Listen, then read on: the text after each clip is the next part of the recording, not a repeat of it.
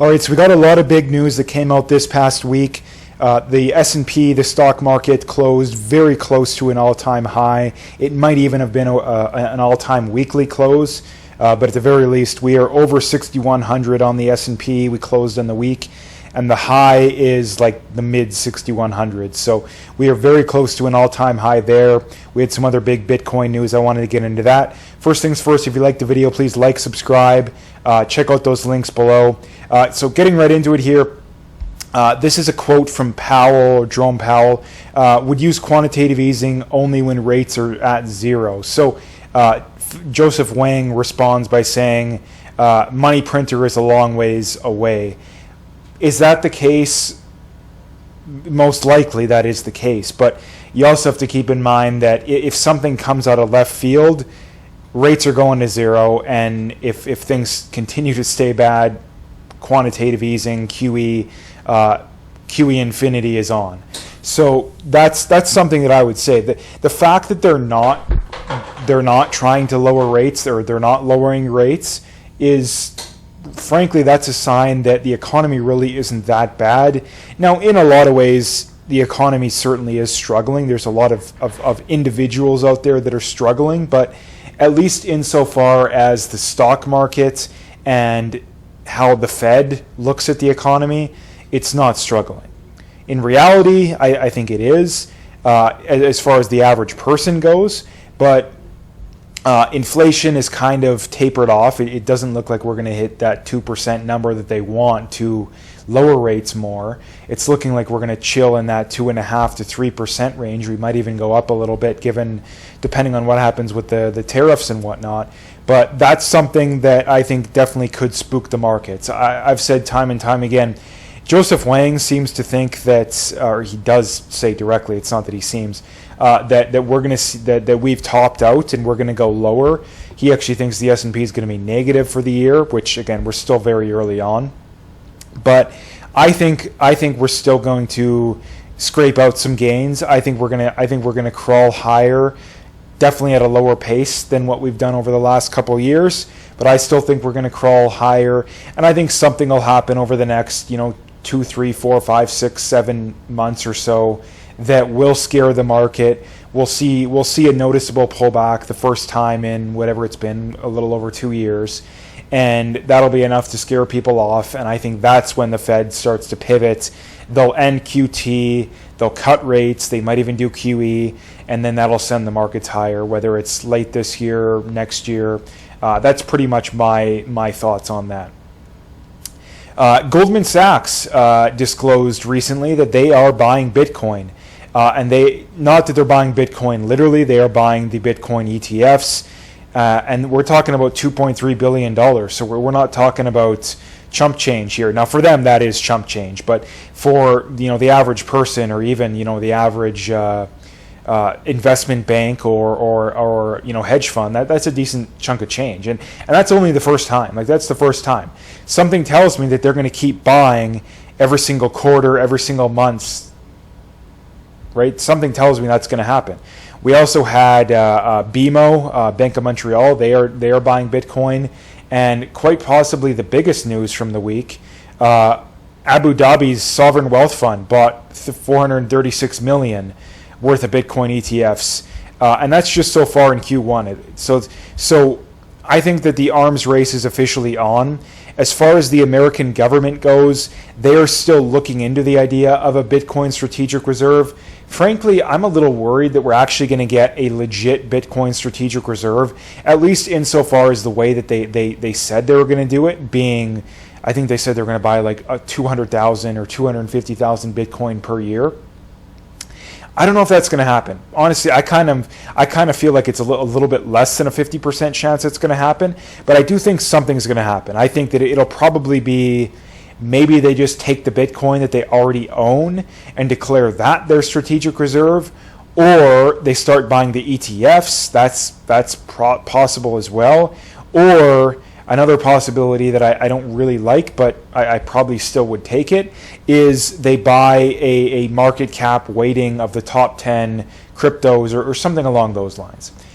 Anything less than buying literal Bitcoin private keys. I mean, obviously they would probably make it publicly available how much they have, but literally buying Bitcoin, anything less than that is a disappointment, because that's what they should be doing. But who knows? I'm still kind of concerned, especially given the fact that all of these, the Trump meme coin and all of that kind of garbage, like that's something. The fact that they're still seeming to be cozying up to Brad Garlinghouse and the XRP idiots, like that's something that's really concerning. But we'll see how it goes, because I really don't know how it's going to go at this point, because I feel like they probably should have done something by now. But again, we're still 3 weeks into this, so there still is a lot of time for this to play out. But I'm a fan of doing things very quick and concisely. People that drag their feet and hum and haw, I really can't stand that. So we'll see how it goes, but I'm definitely against that. So if we look at the stock market from this past week, like I mentioned, the S&P was up about 1.5%. We are literally within striking distance of an all-time high. The NASDAQ was up about 2.5%. Also within striking distance of an all-time high. The NASDAQ closed just over 20,000. I believe the all-time high is like 20,100, 20,200 in there. The Meg 7, I think, slightly underperformed the NASDAQ. But if you look at the equal weight index, was just barely up. Small caps were roughly flat. Mid caps were roughly flat. So this was a week where growth clearly outperformed. But on weeks when the market is up significantly, that's typically what's going to happen. On weeks when the market's not up significantly, it's probably going to be the small caps and the mid caps that lead the way. Nobody knows what's going to happen going forward, but I pretty much already did go over what I think is going to happen. So getting into the earnings from this past week, we did still have a pretty good size earnings week. McDonald's missed earnings and revenue, although I think it was mainly due to international, not necessarily within America. The stock was basically flat on the week. I'm not necessarily overly concerned about McDonald's. They're one of the most recognizable brands in the world. I do not own them, mainly because I don't see them significantly or clearly outperforming the S&P. So if a company is not going to clearly outperform the S&P, is it really worth buying it? That's debatable, but that's just kind of what my thought process on that. And also, they're a big part of pretty much every major index as well, which I already have a pretty good size exposure to. So that's another reason why. That's one of the other reasons why I don't like the really large cap names, because if you already have 10, 20, 30% of your money in the S&P, the NASDAQ, etc., you already have significant exposure to those names. Is it really worth having a larger name? That's debatable. The next one is Watts Water Technologies. This is one I do have a small position in. I think it's a little overvalued where it's at right now. It did beat earnings and revenue. I do like the name, but I just think it's overvalued where it's at right now. I would probably buy it in like the 180s or so, but it's definitely overvalued where it's at right now, in my opinion. It was up on the week. It was actually up very significantly at one point, but then it did kind of taper off as the week went on. The next one is Coca-Cola. They beat earnings and revenue. However, they were up quite nicely on the week. This is another one very similar to McDonald's, very well recognized brand. I don't own it because I don't think it's going to outperform the S&P. So that's why I don't own it. But it is a very good company nonetheless. Not very good, I would say good. LDOS, this is another one that I've started buying recently, very slowly dipping my feet in the water here. They did beat earnings and revenue. However, I believe they issued kind of shaky guidance, and that made them sell off. They sold off on the week. But, I mean, a 7% earnings yield, I really like this company. I think it's going to be okay. The next one is Masco. They did beat earnings and revenue. They were up a little bit on the week, it looks like. However, it looks like they sold off on that news, but they did recover right after that, essentially. The next one is ALSN. This is Allison Transmission. This is another one that I've been buying over the last few months or so. I think it did get a little expensive at one point, but I think below 105 or even 110, I think it's a buy right there. It did get about 120 a share, so I think it's a buy where it's at right now. Although I think it's bordering on getting a little expensive. It does have an 8% earnings yield, which I really like. Companies with high earnings yields are typically good companies, not always, but typically good companies. It is above its historical averages, but it still has a 12.5 PE, so I don't think that's expensive. I really don't, especially considering it's probably going to grow its earnings, 10-ish% per year, which is roughly what the S&P is doing. The S&P traditionally has like a 17, 18 PE, so I think it's undervalued where it's at right now, so that's why I'm buying. Brookfield, this is another one that I'm slowly dollar cost averaging. They missed earnings and revenue, although they were actually up slightly on the week. But this is one of those companies that they're run well enough that I think they'll be okay. Primerica, they beat earnings and revenue. This is another one that I'm dollar cost averaging right now. They were actually down on the week, but I still really do like them. They're a very, very solid company. An earnings yield above 6% as well. SMCI, this is one of the big, were they a SPAC or an IPO? I don't even remember, but within the last year or two, they were one of the biggest, if not the biggest, SPACs or IPOs. They did miss earnings and revenue, although we're up quite significantly on the week, so interesting there. The next one is going to be EQIX. This is a REIT that I have a small position in. I think it's too expensive where it's at right now, but I do really like it. I have it on the watch list. I have the price targets. Off the top of my head, I forget what it is, but based on a price to FFO, it'd probably have to come down about 5 to 10% before I would be interested. So I definitely would be buying this company if it got cheap enough. The next one is EPRT. So EPRT, this is another one that I've started buying recently. This is probably one of the best REITs in my mind. They're growing very nicely. They have over a 5% FFO yield. They're not even paying a 4% dividend yield, so they have plenty of room to grow the dividend, plenty of room to grow the business.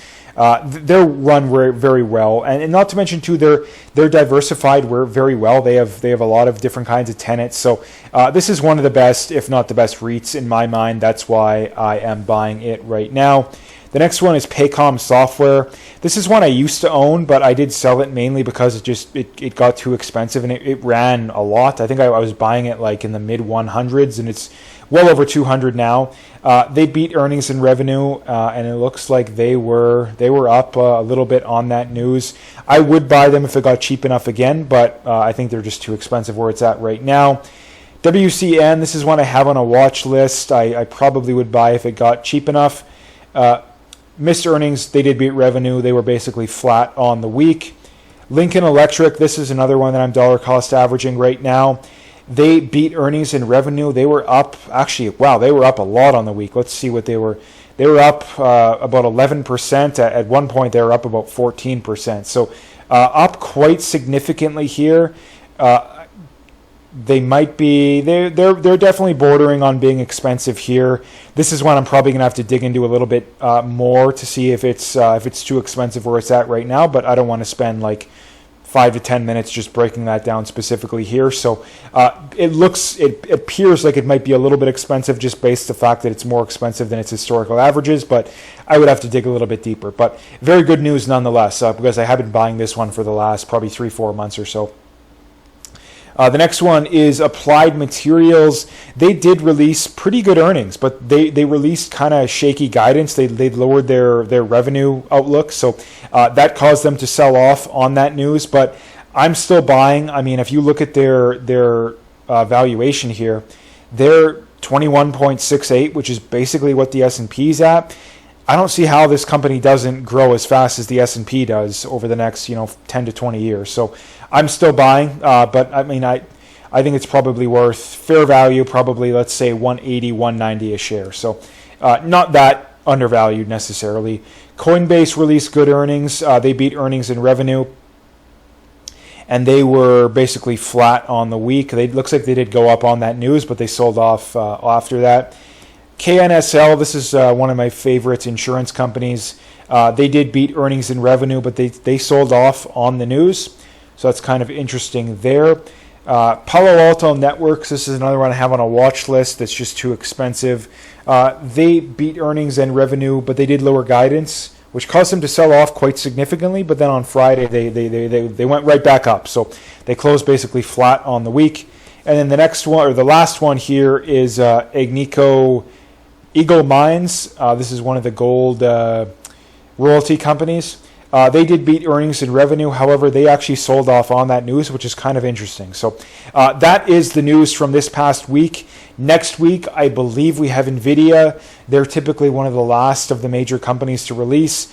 And then we have, I'm sure we're going to have some market-moving events given the potential tariff news. And I think Bitcoin, it's only a matter of time until it goes up significantly. So keep an eye on that. But like I mentioned at the start of the video, check out those links below, like, subscribe, and stay tuned for more.